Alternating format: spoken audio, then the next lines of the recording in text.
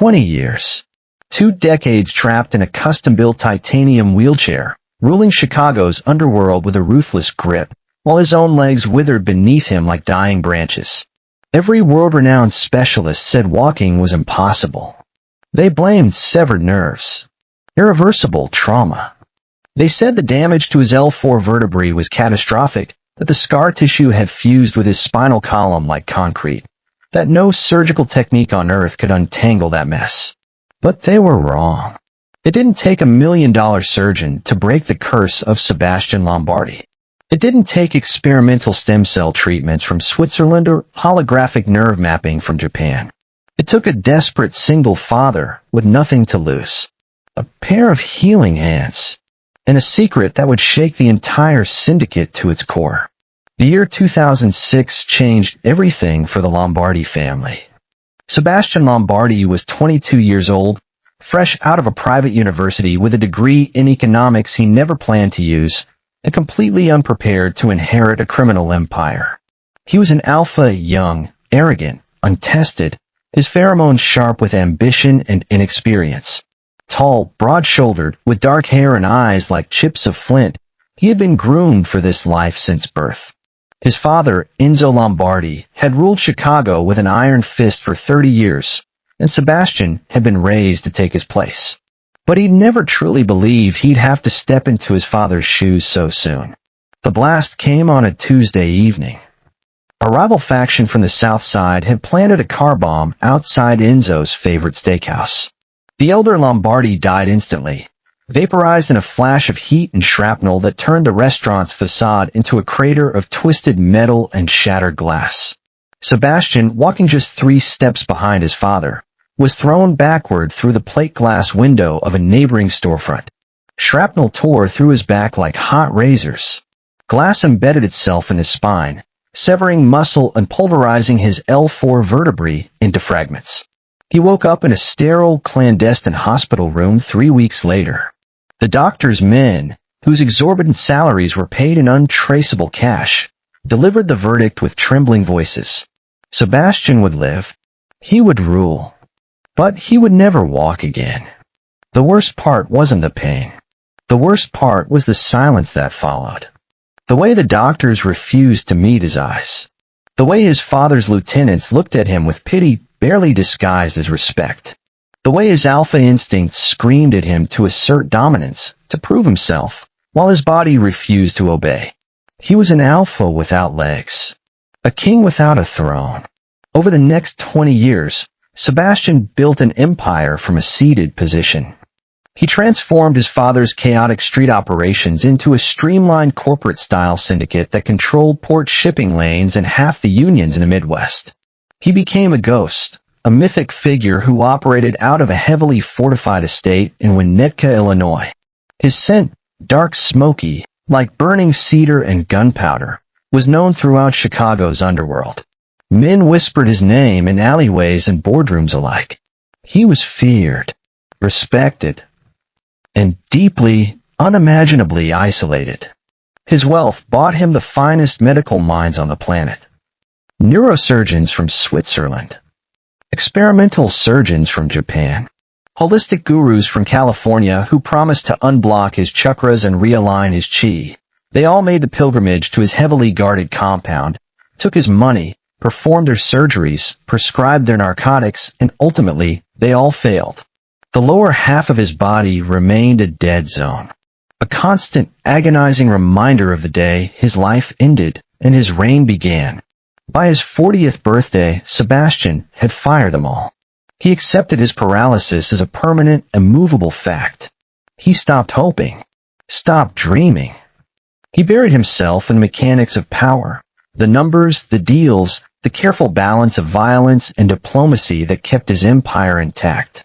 He had never taken a mate, never allowed anyone close enough to see the weakness beneath the crown. He was a king in a cage, and he made peace with it. 30 miles away, in a cramped 2-bedroom apartment in the gritty neighborhood of Bridgeport, Caleb Bennett was fighting a very different kind of war. Caleb was 29, running on 4 hours of sleep and the bitter dregs of cheap coffee. The kitchen table was buried under a mountain of medical bills, eviction warnings, and final notices. His 8-year-old son Oliver was asleep in the next room, a quiet hum emanating from the expensive air filtration machine next to his bed. Oliver suffered from a severe, degenerative respiratory condition.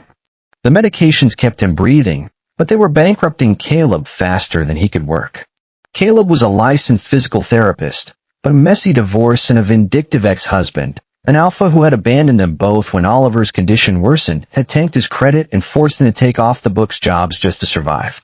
He worked at a dingy, dimly lit wellness center in the South Loop, taking cash under the table to rehabilitate construction workers, athletes who couldn't afford real insurance, and the occasional bruised enforcer who needed broken muscles coaxed back into working order. Caleb was an omega.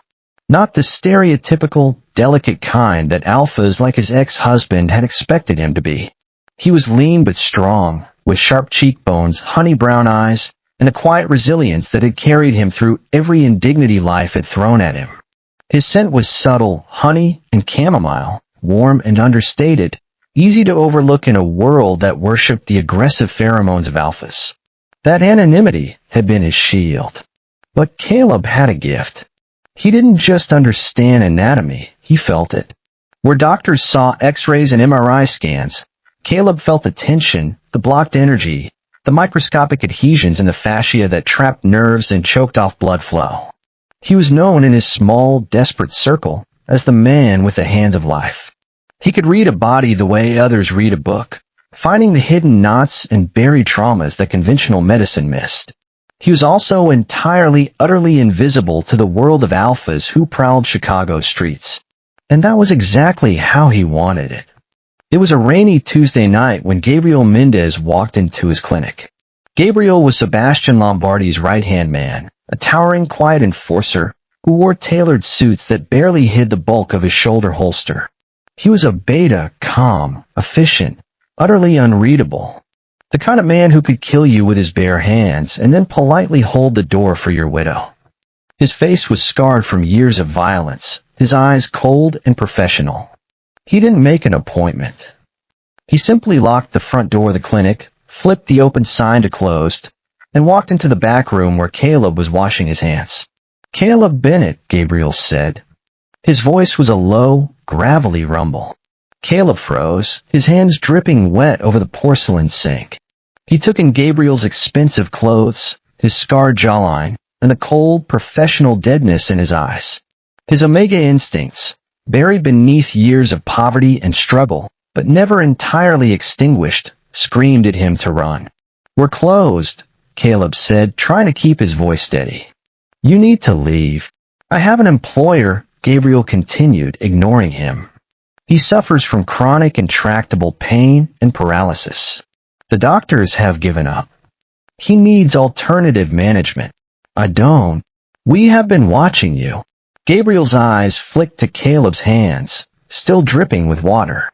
"You fixed Tommy the wrench after his motorcycle accident. When the state hospital said they'd have to amputate his arm. You gave him back his ability to work." Caleb's throat went dry. Tommy was a low-level enforcer, a nobody in the grand scheme of things. How did this man know about him? How did this man know about him? "I don't know who you're talking about," Caleb lied, reaching for a towel. His heart hammered against his ribs. Gabriel reached into his breast pocket and pulled out a thick, banded stack of $100 bills. He dropped it on the massage table. It landed with a heavy, definitive thud. $10,000 for one session, Gabriel said. If you provide relief, it becomes a weekly arrangement. If you ask questions about who he is, where you are, or what we do. He paused, letting the silence stretch. "You will never see your son again." Caleb's breath hitched at the mention of Oliver. His omega instincts flared, a fierce primal protectiveness that overrode every rational thought. He looked at the money. $10,000. 4 months of Oliver's medication. Rent. Survival. He looked back at Gabriel, his paternal desperation overriding his common sense. "I need my specialized oils and my tools." "Bring them," Gabriel said, gesturing toward the door. "There is a car waiting." And a blindfold. The ride felt like an eternity. Caleb sat in the back of a black SUV, the silk blindfold secured tightly over his eyes. He mentally reviewed the anatomy of the spine to keep from panicking, mapped the sciatic nerve, the lumbar plexus, the intricate web of muscles that supported the lower back. The car hummed beneath him, smooth and powerful, carrying him deeper into a world he'd only ever glimpsed in crime dramas and whispered rumors. When the blindfold was finally removed, he was standing in the center of a palatial mahogany-paneled bedroom. Floor-to-ceiling windows overlooked the dark, churning waters of Lake Michigan. The room smelled of expensive cologne, old paper, and a faint acrid hint of antiseptic. And beneath it all, the unmistakable scent of an alpha dark smoky, like burning cedar and something wilder underneath. In the center of the room, positioned near a roaring fireplace, sat a man in a matte black titanium wheelchair. Sebastian Lombardi was striking, possessing a sharp, patrician face framed by dark hair lightly touched with silver at the temples. He wore a crisp dress shirt with the sleeves rolled up, revealing forearms corded with muscle from 2 decades of pushing his own weight. His jaw was strong, his cheekbones high, his mouth set in a hard, cynical line. Even seated, he radiated power. He was the kind of alpha that made other alphas step back, that made omegas instinctively lower their eyes.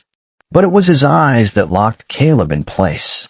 Piercing, intelligent, and colder than the lake outside his window. Dark as obsidian, they swept over Caleb with clinical disinterest, taking in his cheap, worn scrubs, his practical sneakers, his tightly braided hair. Caleb felt exposed, vulnerable, like a specimen under a microscope. "Another miracle worker," Sebastian said. His voice was smooth, dripping with exhausted sarcasm. He didn't even look at Caleb properly. He was staring into the fire, a crystal glass of amber liquid resting on his thigh. "I thought I told you I was done with these charlatans." "She's not a doctor, boss," Gabriel said quietly from the doorway. "He's a mechanic for the human body. Just give him an hour." Sebastian finally turned his head. His gaze swept over Caleb again, and this time, something flickered in those dark eyes. A hint of curiosity. A shift in his scent, the barest whisper of interest beneath the exhaustion. "You look like a high school nurse," Sebastian said flatly. "What exactly is your methodology, Mr. Bennett? Do you use crystals? Chance. Are you just going to rub lavender oil on my dead legs and tell me my chakras are blocked?" Caleb swallowed hard, forcing his spine straight. His omega instincts were screaming at him to submit, to lower his gaze, to appease the dangerous alpha in front of him. But the professional in him, the man who had survived a brutal life by being exceptionally good at his job, took over. "I charge by the hour, sir," Caleb said, his voice steady despite the trembling in his hands. "Whether you spend it throwing a tantrum or letting me do my job is entirely up to you." Gabriel stiffened by the door. No one spoke to Sebastian Lombardi like that. No one. A heavy, dangerous silence stretched across the room. The crackle of the fireplace sounded like gunshots. Caleb's heart pounded so loudly he was certain everyone could hear it. Slowly, the corner of Sebastian's mouth twitched upward into a humorless smile. "Bold," he said, and there was something like respect in his voice. "I'll give you that." Gabriel waited outside. The heavy oak door clicked shut, leaving Caleb alone with the most dangerous man in Chicago. "Get on the table," Caleb instructed, pointing to the padded medical table that had been set up near the windows. Sebastian maneuvered his chair with fluid, practiced precision. With a powerful surge of his upper body, he hoisted himself out of the chair and onto the table, landing face down. His shoulders were massive, the muscles bunching beneath the thin fabric of his shirt. Caleb couldn't help but notice the sheer physicality of the man. Even paralyzed, even trapped, Sebastian Lombardi was a force of nature. "Do your worst, Mr. Bennett," Sebastian muttered into the face cradle. "Though I assure you, I can't feel it anyway." Caleb approached him. He rolled up his sleeves and placed his hands on Sebastian's lower back. The moment his skin made contact with Sebastian's, he understood the problem. The surgical scars were extensive, jagged railroad tracks cutting across his lumbar spine. But the real issue wasn't the bone. It was the tissue. Over 20 years, Sebastian's body had laid down thick, concrete-like layers of scar tissue and fascia to protect the trauma site. This dense fibrous webbing had essentially strangled the surrounding nerve roots. The previous surgeons had focused entirely on the spinal cord itself, terrified of damaging him further, treating him like a fragile piece of glass. They had ignored the suffocating cage of muscle and connective tissue surrounding the injury. "You've been protecting this area for 2 decades, Caleb murmured, his thumbs tracing the rigid edges of the scar tissue.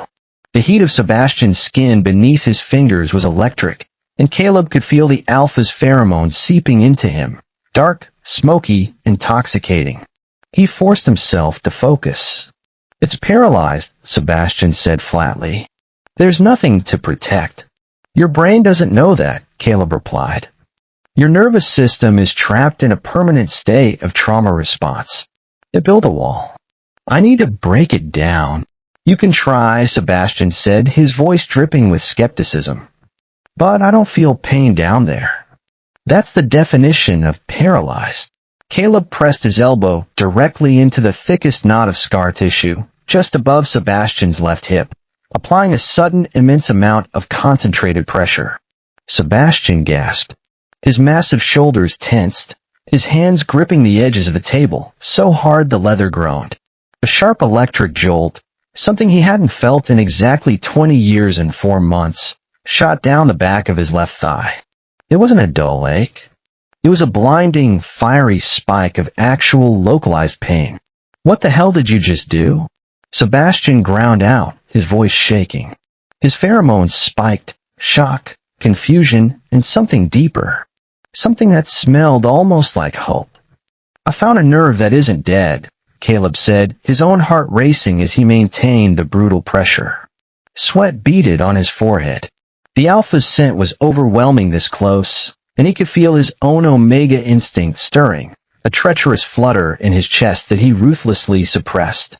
"It's just buried alive. Breathe, Mr. Lombardi." For the next hour, Caleb went to work. He didn't use the gentle, soothing strokes of a spa masseuse. He used deep myofascial release, tearing apart the microscopic adhesions with his thumbs, knuckles, and elbows. It was grueling, physical work. Sweat soaked through Caleb's scrubs, and his muscles screamed with exertion, but he pushed through it. Sebastian lay there, a war raging inside his body. He was a man who had tortured enemies without blinking, a man who had taken a bullet and survived. But this awakening of a dead zone was a terrifying vulnerability. He felt phantom fires, deep, aching throbs, and bizarre tingling rushes of cold traveling down his legs. And beneath all of it, he felt Caleb's hands warm, sure, almost impossibly gentle. And then, as Caleb dug his thumbs into a trigger point near Sebastian's L5 vertebra, something impossible happened. Down at the end of the table, Sebastian's left foot, pale, atrophied, and motionless for 2 decades, twitched. His big toe flexed downward just a fraction of an inch before going still. Caleb stopped. He pulled his hands back, his breath catching in his throat. Sebastian slowly pushed himself up on his elbows, turning to look back at his foot, then up at Caleb. His face was pale, his dark eyes wide with a frantic, dangerous energy. The meticulously crafted armor of the stoic mob boss had completely fractured. His scent, usually so controlled, was wild now, dark and raw and utterly vulnerable. "Did that?" Sebastian's voice cracked. "Did that move?" "Yes," Caleb whispered. Sebastian stared at him. The silence in the room was deafening. When he finally spoke, his voice was a lethal, quiet whisper. "If you are giving me false hope, Caleb Bennett, if this is some trick of the nerves, I will have Gabriel drop you in the lake." Caleb met his gaze, refusing to back down. His omega instincts were screaming at him to look away, to submit, but he held firm. "It's not a trick. Your spinal cord isn't completely severed. It's severely compressed. I can't promise you'll run marathons, Mr. Lombardi. But if you'll let me do my job, I think I can get you back on your feet." 6 weeks passed. Caleb's life fell into a bizarre dual rhythm. By day, he was the exhausted father in Bridgeport, making Oliver's oatmeal, measuring his liquid albuterol, and fending off eviction notices with the thick envelopes of cash Gabriel handed him twice a week. By night, he was the keeper of Sebastian Lombardi's most dangerous secret. The sessions were grueling. Sebastian was a demanding, relentless patient, driven by a newfound, almost maniacal hope. He pushed himself beyond the limits of human endurance under Caleb's brutal physical therapy. The microscopic tears in his fascia healed and lengthened. The trapped nerve roots began to signal. It started with twitches, then a dull ache in his calves. By week 4, he could voluntarily flex his left thigh muscle. By week 6, standing between parallel bars that Gabriel had installed in a private gym, Sebastian supported his own weight for a full 12 seconds before collapsing into Gabriel's arms. The change in Sebastian was seismic. The bitter, cynical ghost who stared out the window was gone. In his place was a predator waking from a long hibernation. His mind was sharper, his orders more decisive. His pheromones, once flat and subdued, now crackled with renewed dominance, filling every room he entered. But something else had changed too. Something Caleb couldn't quite name. Sebastian's gaze would linger on him during sessions.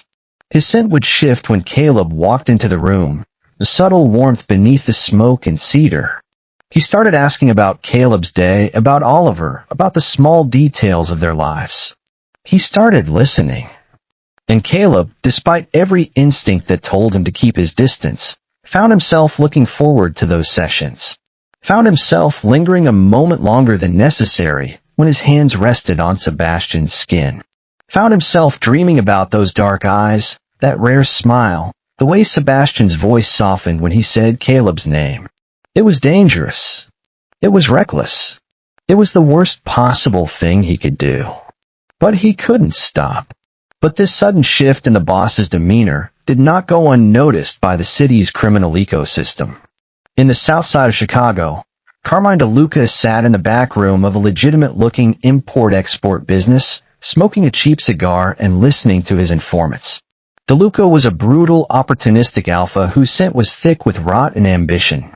He had spent the last decade slowly chipping away at the edges of the Lombardi Empire, waiting for Sebastian to finally succumb to his physical weakness. "He's changing," a nervous capo reported to DeLuca. "Lombardi, he's moving product faster. He rejected the truce on the docks. And Gabriel Mendez is playing bodyguard for some civilian, picking him up in a blindfold twice a week." DeLuca's eyes narrowed. "A civilian? Lombardi hasn't had anyone close to him in 20 years. What is he? A whore?" "We don't think so," the capo replied. "He's a physical therapist. An Omega. Works out of a dump in the loop." DeLuca smiled, a flash of gold teeth in the dim light. In the Mafia, any change in routine was a vulnerability. If Lombardi was seeking therapy, maybe his condition was worsening. Or maybe this Omega meant something to him. Either way, he was a lever. Find out where he lives. Pick him up. Let's see what kind of secrets he's massaging out of the cripple. It was a Thursday evening. Caleb had just picked up Oliver's specialty asthma medication from the pharmacy. The sun was setting, casting long bloody shadows across the cracked pavement of his neighborhood.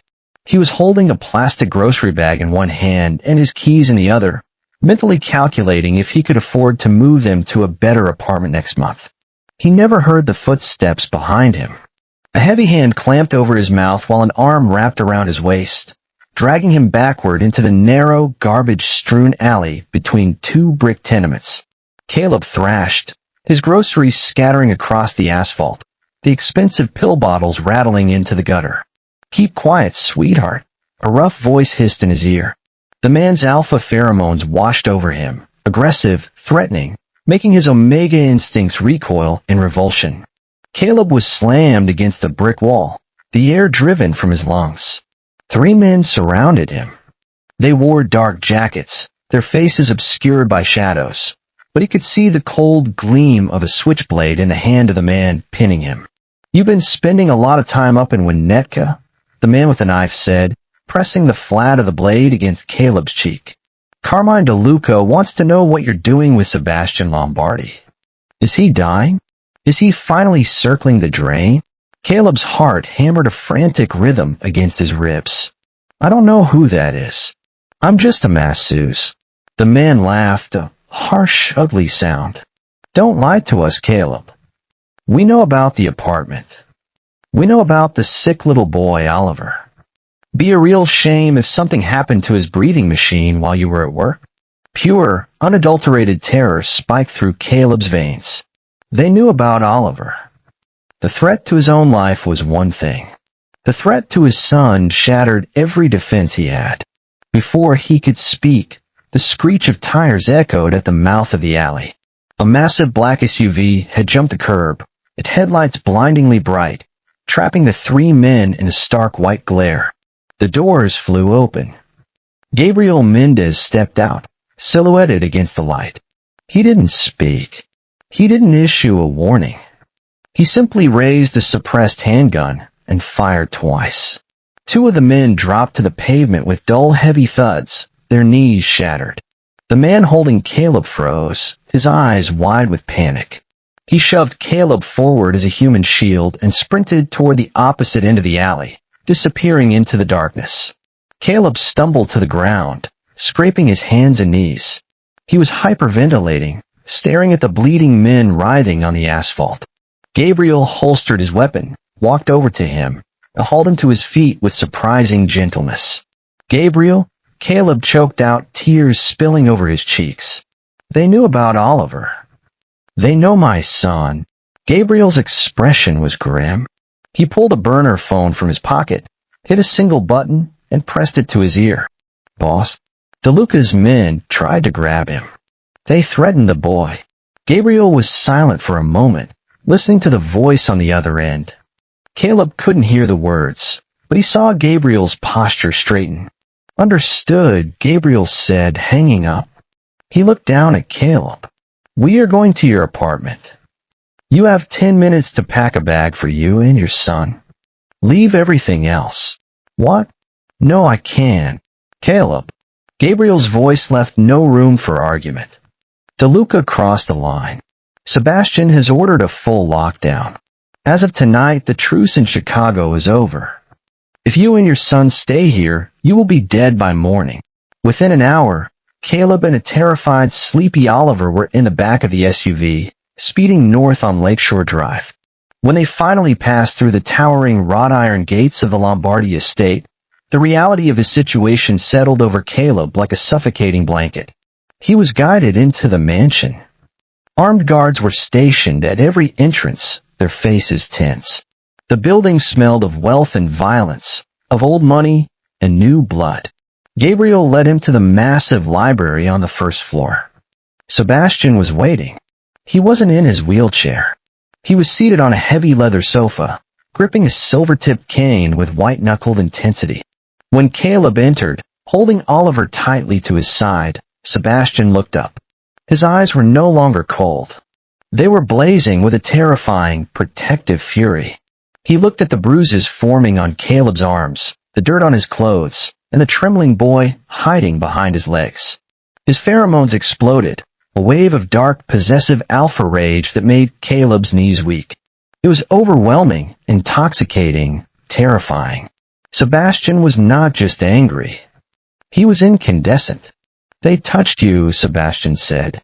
His voice was a low, vibrating growl that sent shivers down Caleb's spine. They threatened my son, Mr. Lombardi, Caleb said, his voice shaking. I just wanted to do my job. I didn't sign up for a war.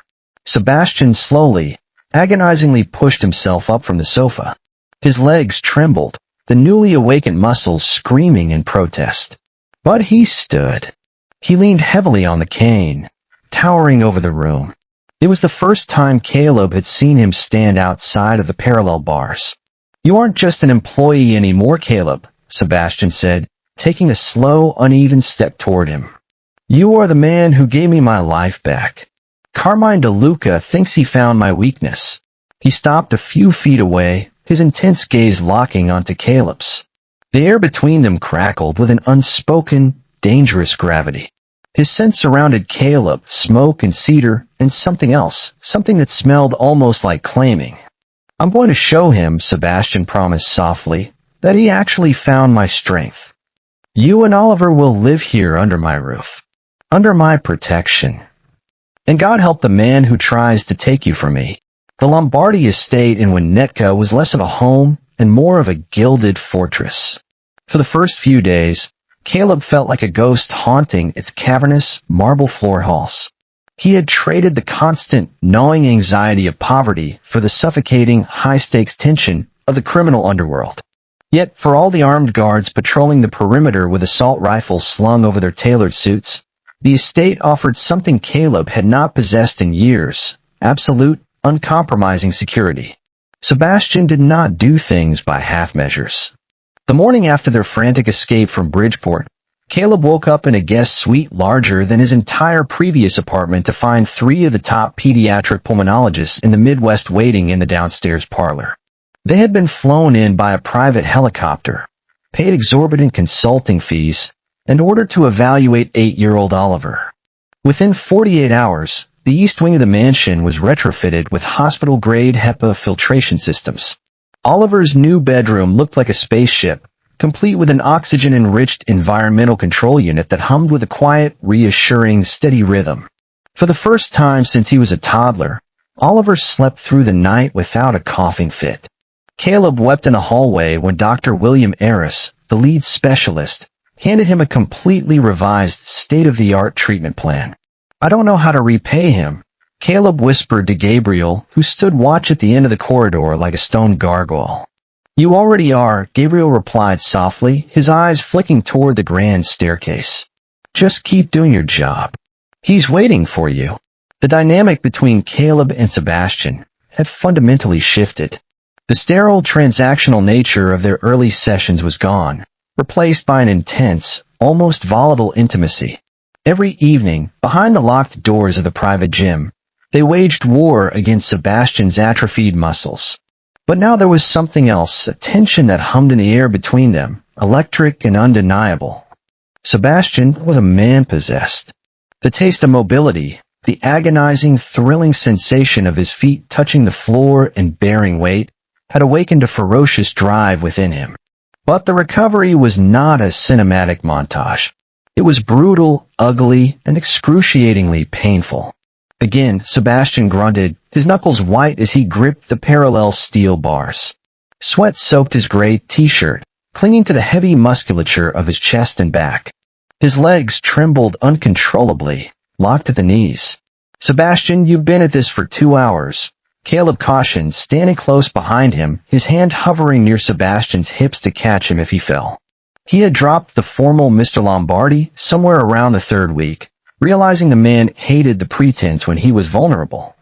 "Your nervous system is overloading.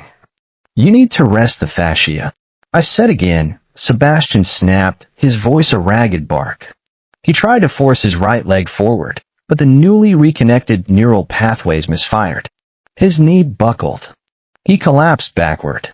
Caleb caught him, his arms wrapping around Sebastian's solid torso, taking his dead weight. Momentum carried them both to the padded floor mat, Sebastian landing heavily against Caleb's chest. For a long moment, the only sound in the room was their ragged, synchronized breathing.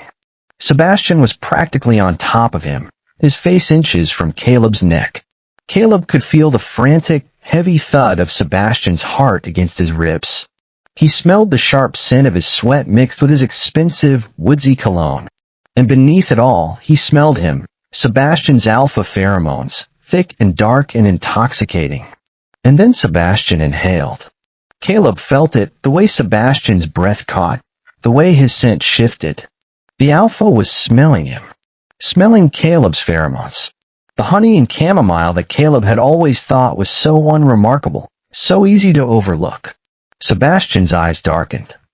"I hate this," Sebastian whispered, the anger draining from his voice, leaving only a hollow exhaustion. "I hate being weak. Carmine DeLuca is burning my warehouses in the South Side, and I'm lying on a gym floor like a helpless child." Caleb didn't push him away. Instinctively, One of his hands moved to the back of Sebastian's neck, his fingers tangling slightly in his dark hair, a soothing rhythmic pressure at the base of his skull. It was an Omega's gesture, instinctive, comforting, intimate. You aren't weak, Sebastian. You survived a bomb. You built an empire from a chair. And now you are rebuilding your own nervous system through sheer force of will. DeLuca has no idea what's coming for him. Sebastian slowly lifted his head, his dark, piercing eyes meeting Caleb's. The proximity was electric. For 20 years, Sebastian had forbidden anyone from touching him with anything other than clinical detachment. His paralysis had built a wall around his body and his soul. But Caleb had dismantled it, layer by layer, muscle by muscle. He looked at Caleb's mouth, then back up to his eyes. Slowly, deliberately, he shifted his weight, his large hand coming up to cup the side of Caleb's face. His thumb brushed over the faint, fading bruise on Caleb's cheekbone, the lingering mark from DeLuca's men in the alley. They will never touch you again, Sebastian vowed, his voice a dark, velvet promise. His eyes flickered down to Caleb's lips. I will burn this city to the bedrock before I let anyone hurt you or the boy. No, Caleb whispered, and he meant it. Sebastian's thumb traced the line of Caleb's jaw, tilting his face up. The alpha's scent wrapped around him like a blanket, warm, possessive, safe. Caleb's Omega instincts purred in response, urging him closer, urging him to submit. Caleb, Sebastian breathed, and the way he said Caleb's name, low, reverent, hungry, made Caleb's heart stutter. Then Sebastian kissed him. It was desperate, bruising, full of 20 years of isolation and loneliness and need. Sebastian's mouth claimed his like a man starving, and Caleb responded in kind, his fingers fisting in Sebastian's hair, pulling him closer. The alpha's taste was intoxicating, whiskey and something darker, something wild and untamed. Sebastian, Caleb gasped against his lips. Oliver. Safe, Sebastian growled, his mouth moving to Caleb's jaw, his neck. Always safe. I'll never let anything happen to either of you. I promise. Caleb arched into him, his Omega instinct singing. This was wrong. This was dangerous. Sebastian was a mob boss, a killer, a man who had executed his own enemies without blinking. And Caleb was just a physical therapist from Bridgeport, a single father with nothing to his name. But when Sebastian kissed him again, soft and tender, and so achingly gentle that it made Caleb's chest ache, none of that seemed to matter. The kiss was interrupted by a heavy knock on the gym door. Gabriel's voice filtered through the thick wood. Boss, we have a problem. It's Anthony.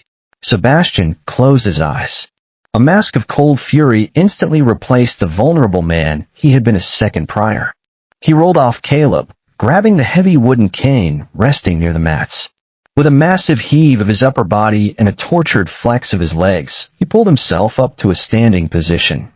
Help me to the chair, Sebastian ordered Caleb, his tone entirely business. No one outside this room knows I can stand. And right now, that is the greatest weapon I possess. The war in the streets was escalating, but the real danger was brewing inside the Lombardi family.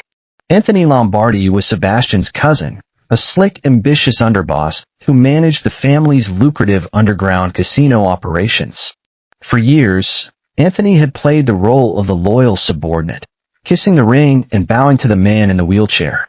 But Anthony despised the fact that a cripple ruled the Chicago syndicate.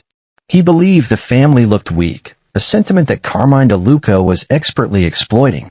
Sebastian sat in his custom titanium wheelchair at the head of the massive mahogany boardroom table in the estate's library. Gabriel stood by the window, silent sentinel. Anthony paced the length of the Persian rug, waving a lit cigar. We are bleeding, Sebastian, Anthony shouted, slamming his hand on the table. DeLuca hit the shipping containers at Navy Pier last night. 3 million in untraceable electronics gone. We look like fools, and you're locked up in this compound with some civilian Omega and his sick kid, playing house while Rome burns. Sebastian's expression remained carved from granite. He rested his hands on the armrests of his chair, completely relaxed. Are you questioning my leadership, Anthony? I'm stating facts. Anthony shot back, his face flushed. The captains are nervous. DeLuca knows our patrol routes. He knows the gate codes to the south side depots. We have a leak. And the only thing that's changed recently is him. The Omega. Gabriel's hand subtly drifted toward the breast of his jacket, but Sebastian raised a single finger, stopping him. Caleb Bennett has no access to our logistics, Anthony, Sebastian said softly. Too softly. He doesn't know a shipping route from a grocery list. You're grasping at straws to cover the fact that your casinos are down 20% this quarter. It's a distraction, Anthony pressed, pointing a finger at Sebastian. You need to hand him over to DeLuca. He wants to know why you're hiding him. It's a peace offering. Give the Omega to DeLuca, and we sit down to negotiate a ceasefire. The temperature in the room seemed to drop 10 degrees. Sebastian slowly leaned forward in his wheelchair. The muscles in his newly rehabilitated legs twitched, begging to snap straight, begging to let him stand up and strangle his cousin with his bare hands. But he held it in. He needed Anthony to play his hand completely. You want me to hand over an innocent man and a child to Carmine DeLuca to negotiate? Sebastian's voice was venomous. Get out of my sight, Anthony, before I decide to reorganize the family tree. Anthony sneered, tossing his cigar into the fireplace. You're weak, Sebastian. The chair finally rotted your brain. And that Omega has you wrapped around his little finger. Pathetic. He turned and stormed out of the library, the heavy doors slamming behind him. Sebastian sat in silence for a long time. Then he looked at Gabriel. He's the mole. Gabriel nodded grimly. DeLuca hitting the Navy Pier containers was an inside job. Only 3 people had the logistics manifest. You, me, and Anthony. Do you want me to handle him? No, Sebastian said, his eyes glittering with a dark, calculating light. Anthony's going to make a move. He thinks I'm a sitting duck, entirely dependent on this chair and your guns. He's going to invite DeLuca's vipers right into the nest. Let him. Boss, if they breach the estate, Caleb and Oliver are in the crossfire. Move them to the panic room in the basement tomorrow night, Sebastian ordered. Give Oliver his games. Tell Caleb it's a security drill. And Gabriel. He paused, a dark smile playing on his lips. Make sure my cane is polished. The trap was set. But even the best-laid plans of the Mafia could not account for the sheer unpredictability of human emotion. That night, unable to sleep, Caleb wandered down to the kitchen to get a glass of water. The mansion was eerily quiet, the storm outside battering the heavy glass windows with sheets of rain. He found Sebastian in the darkened conservatory, sitting in his wheelchair, staring out at the lightning illuminating the roiling surface of Lake Michigan. You shouldn't be wandering the halls, Sebastian said without turning around. I couldn't sleep, Caleb said, stepping into the room. He was wearing a simple silk robe over his pajamas, his hair falling in loose waves over his shoulders.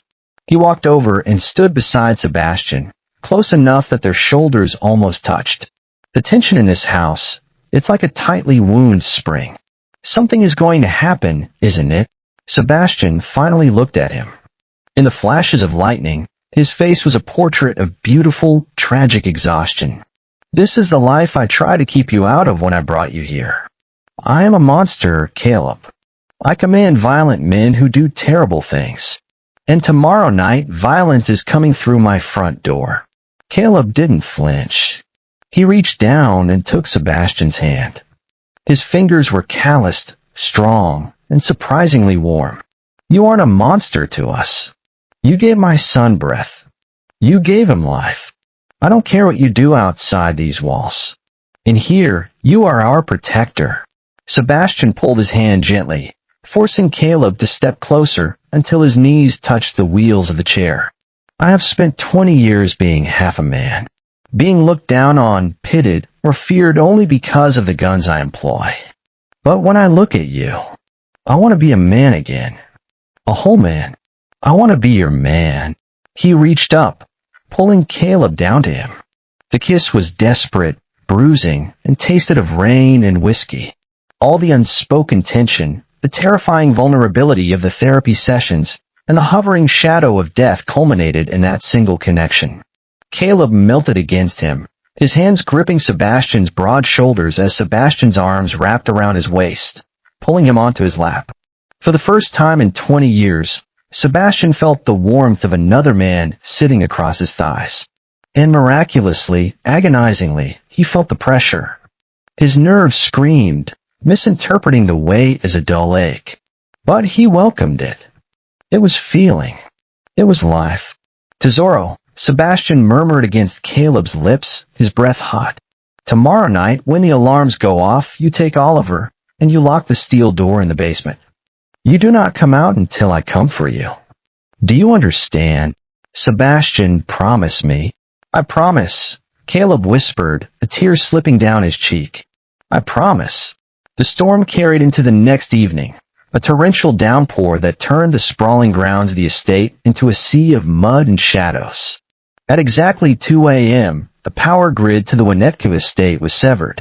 The mansion plunged into absolute darkness, save for the strobing flashes of lightning. The backup generators, mysteriously sabotaged, failed to kick in. In the basement, behind 3 inches of reinforced steel, Caleb sat on a cot, clutching a sleeping Oliver to his chest. The panic room was lit by battery-powered LED lanterns. His heart pounded a frantic rhythm against his ribs, echoing the muffled, terrifying sounds of automatic gunfire filtering down through the floorboards above. Anthony had made his move. On the ground floor, the grand foyer was a war zone. Anthony had disabled the exterior proximity sensors and unlocked the service entrance, allowing a 12-man hit squad from the DeLuca family to slip inside. They moved with tactical precision, wearing night vision goggles, their weapons suppressed. Gabriel and the loyal guards engaged them in the grand hallway. The air was thick with the smell of cordite, shattered marble, and blood. Muzzle flashes illuminated the priceless artwork and shredded silk wallpaper. Anthony Lombardi, wearing a Kevlar vest and holding a heavy revolver, bypassed the firefight. He knew exactly where Sebastian would be, the master bedroom, ground floor, east wing. The crippled king, trapped in his bed or his chair, waiting to be slaughtered. Anthony kicked open the double doors to Sebastian's suite. Sebastian, Anthony yelled, panning his flashlight across the darkness. The bed was empty. The wheelchair sat in the center of the room, empty. Looking for a promotion, Anthony? The voice came from the shadows near the floor-to-ceiling windows. Anthony whipped his gun and his light toward the sound. Sebastian Lombardi stood there. He wasn't leaning on anything. He wore black tactical trousers and a dark shirt, blending perfectly with the shadows. In his right hand, he held a massive, custom-machined tactical cane, solid steel tipped with a tungsten glass breaker. In his left hand, he held a .45 caliber pistol. His pheromones were a tidal wave of pure, undiluted alpha dominance. Anthony froze. His brain failed to process the visual information. What is this? You can't stand. I've been a busy man, Sebastian said, his voice a chilling, deadly calm. It's a trick. Anthony stammered, his hand shaking. He raised his revolver. You're propped up on wires. You're a dead man, Sebastian. Anthony pulled the trigger. 20 years of upper body strength, developed from dragging his own dead weight, propelled Sebastian with explosive speed. He didn't just stand there. He pivoted, his newly awakened legs screaming in agony, but holding firm. The bullet shattered the window pane behind him. Before Anthony could cock the hammer for a second shot, Sebastian lunged forward. He swung the solid steel cane like a baseball bat. The heavy metal struck Anthony's gun hand with a sickening crack, shattering his wrist. The revolver clattered to the hardwood floor. Anthony screamed, falling to his knees. Sebastian didn't stop. He stepped forward, his gait heavy, uneven, and utterly terrifying. He looked like a demon rising from the underworld. He brought the butt of the pistol down across Anthony's jaw, sending the traitor sprawling onto his back, blood spraying across the imported rug. Sebastian placed his booted foot squarely on Anthony's chest, pinning him down. He leaned his weight onto his left leg, groaning internally at the blinding spike of pain, but his face remained a mask of pure sadistic dominance. "You brought rats into my house, Anthony," Sebastian growled, pointing the .45 directly between his cousin's eyes. "You threatened a man who was under my protection. You threatened his child. You threatened my mate." "Mate?" Anthony's eyes went wide with dawning horror. "You bonded with a civilian? You bonded with an Omega. You are no longer family," Sebastian said coldly. A single gunshot rang out in the bedroom, instantly swallowed by the crash of thunder outside. Sebastian stepped back, his chest heaving. His legs were shaking violently, the adrenaline wearing off, the muscles threatening to give out. He heavily leaned on the cane, dragging in deep breaths of the gunpowder-scented air. Suddenly, the bedroom door burst open. 3 of DeLuca's hit men poured into the room, their weapons raised. They stopped dead in their tracks. They looked at the dead body of Anthony Lombardi. Then they looked at the legendary paralyzed boss of the Chicago Syndicate, standing tall, holding a smoking gun and a steel cane. The sheer impossibility of the sight paralyzed them for a crucial 2-second window. It was all Sebastian needed. He dropped to one knee, ignoring the agonizing tear of tissue in his thigh, and fired 3 times in rapid, perfect succession. The 3 hit men dropped to the floor, dead before they even understood how the man in the wheelchair had outmaneuvered them. 10 minutes later, the gunfire in the mansion ceased. Gabriel walked into the master suite, bleeding from a graze on his shoulder, his suit ruined. He surveyed the carnage, then looked at Sebastian, who had finally collapsed back into his wheelchair, his face pale and covered in sweat. "The house is secure," Gabriel reported, nudging Anthony's body with his shoe. "DeLuca's men are dead. We lost 2 guards. Clean this up," Sebastian breathed out, his hands trembling as he laid the gun on his lap. "And send a message to Carmine DeLuca. Tell him I'm sending him a present. Put Anthony in a box and leave it on his front porch." Gabriel nodded, a fierce, proud smile touching the corner of his stoic mouth. "Yes, boss." "And Gabriel?" Sebastian looked up, his eyes flickering with exhaustion and triumph. "Go get Caleb and the boy. Tell them it's safe to come up." When the heavy steel door of the panic room finally hissed open, the silence of the mansion was more terrifying than the gunfire had been. Gabriel stood in the dimly lit basement corridor, his usually immaculate suit torn and stained with dark, wet patches. He looked exhausted, a ghost of a man running on adrenaline and loyalty. "It's over, Caleb," he said softly, his eyes flickering down to Oliver, who was clutching a blanket, eyes wide with sleepy confusion. "The house is secure. The threat is eliminated." Caleb carried Oliver up the stairs, shielding his face against his shoulder. Sebastian's men had been brutally efficient with a cleanup, but the mansion bore the unmistakable scars of a siege. The scent of industrial bleach hung heavy in the air, masking the metallic tang of blood. It couldn't hide the shattered Venetian mirrors, the bullet holes chewing through the mahogany wainscoting, or the missing sections of antique Persian rugs that had been rolled up and carried away. He found Sebastian in the medical wing they constructed near the gym. He was back in his wheelchair, his right pant leg rolled up to expose a thigh heavily wrapped in ice and compression bandages. Dr. William Harris, who had been summoned under the cover of darkness from Rush University Medical Center, was meticulously checking Sebastian's vitals. Sebastian looked up as Caleb entered. The dangerous, lethal predator who had executed his own cousin was gone, replaced by a man hollowed out by physical agony and betrayal. "Is Oliver all right?" Sebastian asked, his voice a gravelly rasp. "He's asleep again," Caleb murmured, stepping closer. He looked at Dr. Harris, who offered a grim nod before stepping out of the room to give them privacy.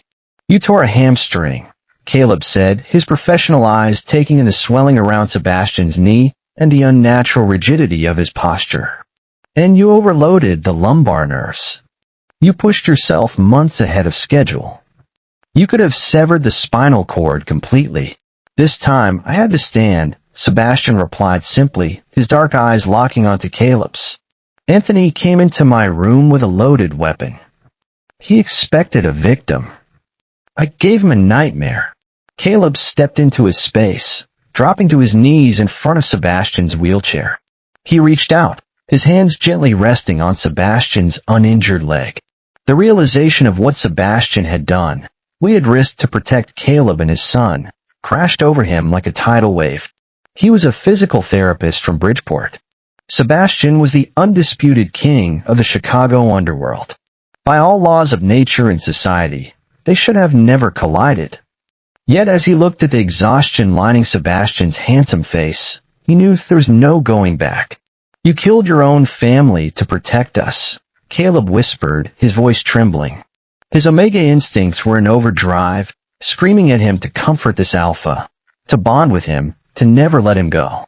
Sebastian reached down, his strong fingers tracing the line of Caleb's jaw. "Anthony ceased to be family the moment he allowed men into this house to harm you. I told you, Caleb. I protect what is mine. And you are mine." The words hit Caleb like a physical blow. His heart swelled, his Omega instincts purring in satisfaction. He looked up into Sebastian's dark eyes, seeing the truth there. "Yes," Caleb whispered. "I'm yours." Sebastian's sin exploded. Happiness, relief, overwhelming love. He pulled Caleb up into his arms, crushing him against his chest. "I love you," Sebastian breathed against Caleb's hair. "I love you so much it terrifies me." Caleb laughed, tears streaming down his face. "I love you too. Even though you're a terrifying mob boss with terrible taste in interior design." Sebastian laughed, a real, genuine laugh that shook his whole body. "The marble was my father's choice. It's hideous. Then we'll redecorate." Together, 30 miles south, the sun was just beginning to rise over the industrial smog of the city. Carmine DeLuca stepped out onto the front porch of his heavily guarded compound in Oakbrook. He was holding a cup of espresso, wearing a silk robe, expecting a phone call from Anthony Lombardi confirming the transfer of power. Instead, he found a massive polished oak crate resting on his front steps. DeLuca's guards instantly drew their weapons, forming a perimeter. The head of his security detail pried the lid off with a crowbar. Inside, resting on a bed of dry ice, was the body of Anthony Lombardi. Pinned to Anthony's ruined chest was a simple, handwritten note on heavy cream-colored Lombardi stationery. "The throne is not empty. I will see you at the commission." DeLuca crushed the note in his fist, his face draining of color. "Lombardi knows," he hissed to his men. "The cripple knows everything." Panic set in. DeLuca had banked his entire coup on Sebastian, being a helpless invalid. If Sebastian was strong enough to repel a 12-man hit squad and execute his own underboss, the narrative DeLuca had spun to the National Commission was unraveling. DeLuca immediately picked up his phone, dialing the private number of Dominic Falcone, the ruthless head of the New York families. "Dominic," DeLuca said, trying to keep his voice steady. "Lombardi has gone mad. He's executing his own blood. We need to call a national summit now, before his paranoia tears the entire Midwest apart." Back in Winnetka, Sebastian knew the summit was coming. It was the only play DeLuca had left. He had exactly 3 weeks to prepare for a meeting that would determine whether he lived as a king or died as a martyr. And for 3 weeks, the private gym became a torture chamber. "Push," Caleb commanded, his voice ringing out over the sound of heavy breathing and straining metal. "Do not rely on your arms, Sebastian. Drive through the heels. Fire the glutes." Sebastian roared in frustration, his muscles trembling violently as he forced himself up from the squat rack.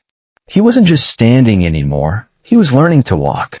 It was an agonizing, clumsy process. Without the fine motor control of his calves and feet, which were still heavily numb, he had to swing his hips and lock his knees, using the massive strength of his thighs to carry his weight. He fell constantly.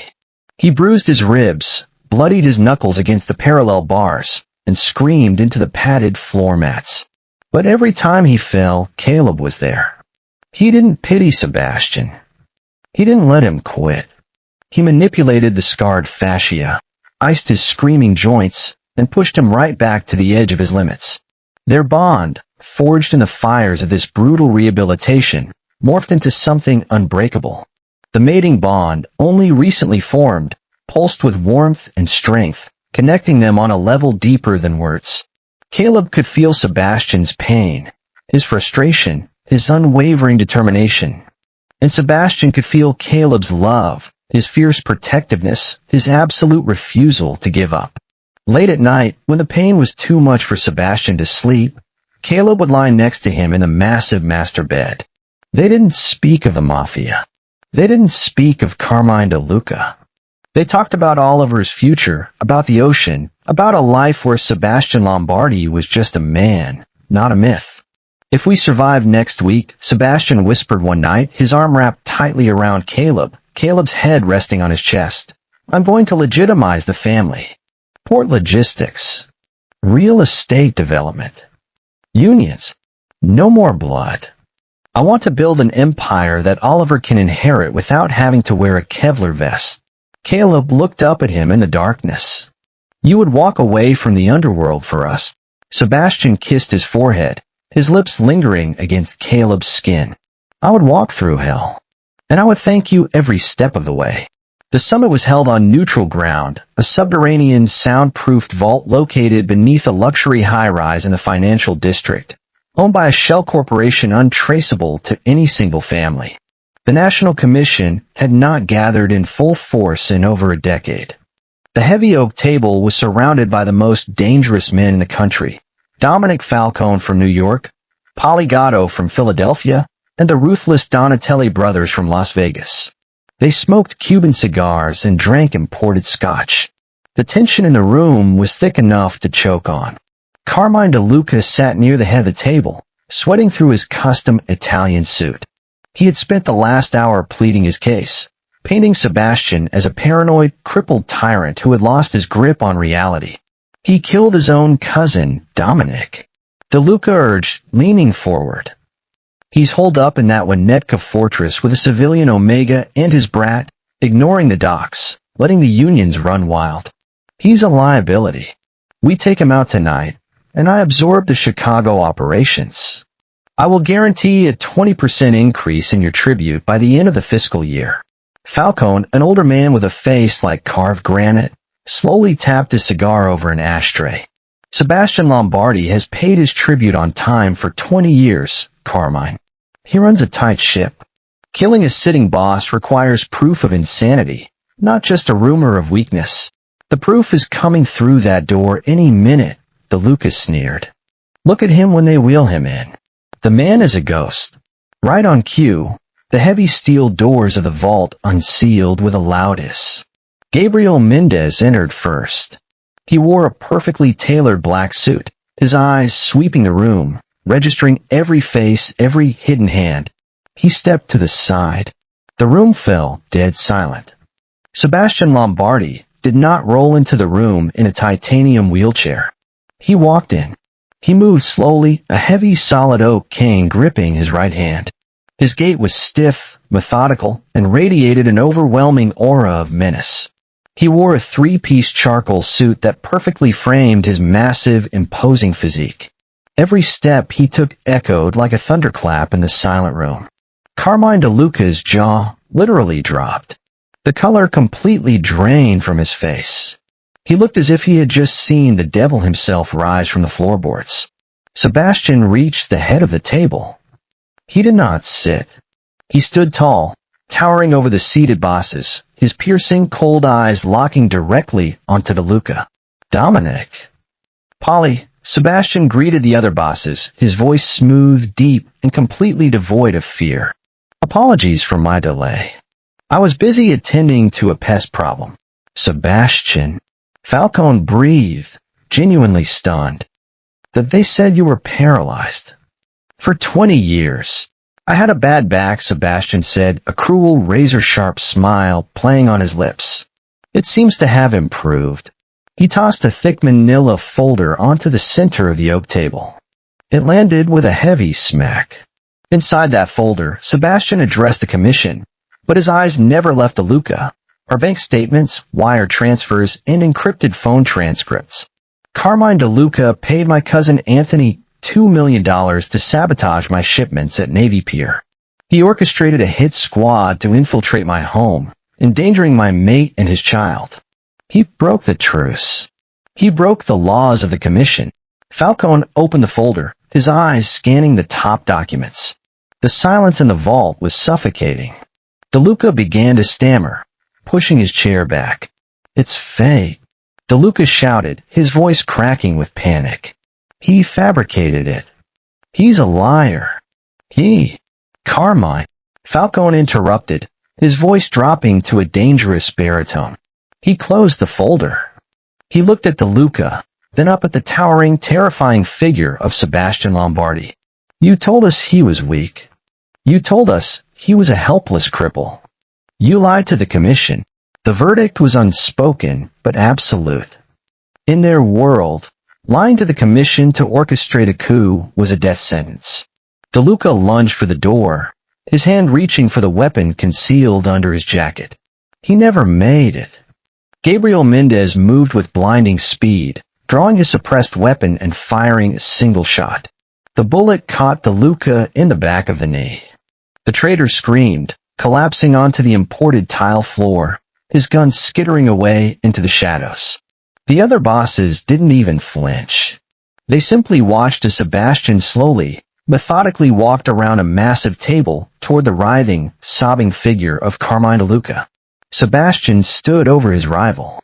He leaned heavily on his cane, the physical exertion sending spikes of fire up his spine, but he did not show a single ounce of weakness. He looked down at the man who had ordered the kidnapping of his mate and the murder of his mate's son. "You thought my wheelchair was a prison, Carmine," Sebastian said quietly. The words meant only for him. "But it was a cage, and you were foolish enough to unlock it. You threatened my family. You threatened my Omega. You signed your own death warrant." Sebastian raised his heavy oak cane and brought the solid brass handle down with shattering force. When Sebastian Lombardi finally took his seat at the head of the table, wiping a speck of blood from his cuff with a silk handkerchief, the hierarchy of the American underworld had been permanently rewritten. He wasn't just the boss of Chicago anymore. He was the undisputed king, the man who conquered paralysis and crushed a rebellion in the same month. "Now," Sebastian said, looking at the stunned, silent faces of the commission, "let's discuss the future of our logistics operations. And I want to make something clear. I'm legitimizing the family. No more drugs. No more street-level violence. We're going corporate." Any objections? There were none. 2 years later, the salty breeze of the Mediterranean Sea swept across the private terrace of a sprawling villa on the Amalfi Coast. The sun was setting, casting a warm, golden glow over the ancient stone architecture and the lush terraced gardens. Sebastian Lombardi stood near the stone balustrade, looking out over the water. The titanium wheelchair was a relic of the past, locked away in a storage unit back in Chicago.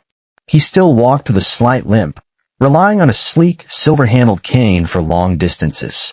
But the transformation was nothing short of a medical miracle. Everything had changed.